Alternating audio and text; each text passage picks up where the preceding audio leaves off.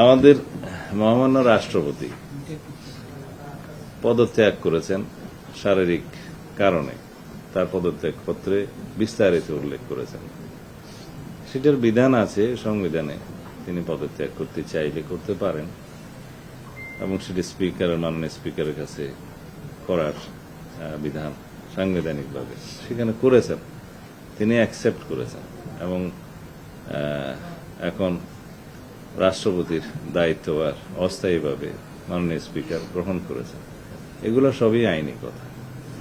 এখন যারা তার বিরুদ্ধে বক্তব্য দিচ্ছে তাদের সেটা অধিকার আছে। আমরা গণ অভ্যুত্থানের পরবর্তী সময়ে কি প্রত্যাশা করি?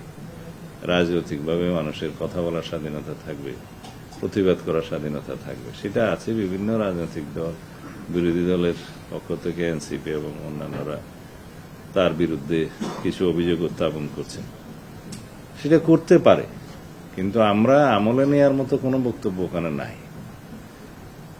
মহামান্য রাষ্ট্রপতি তার দায়িত্ব পালনকালীন সময়ে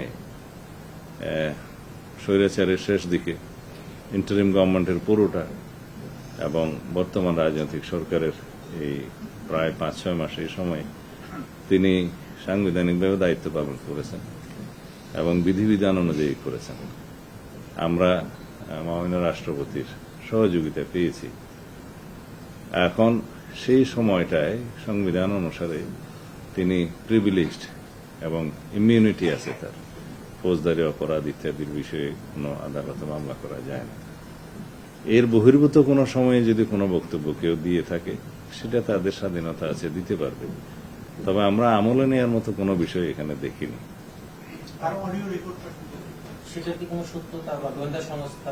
কোনটা? এটা আমরা পত্রিকায় দেখেছি। কোন পত্রিকা এরকম একটা নিউজ দিল, তার কাছে কি তথ্য প্রমাণ আছে তাকে জিজ্ঞেস করতে হয়। আমাদের কাছে সেরকম কোনো তথ্য নেই।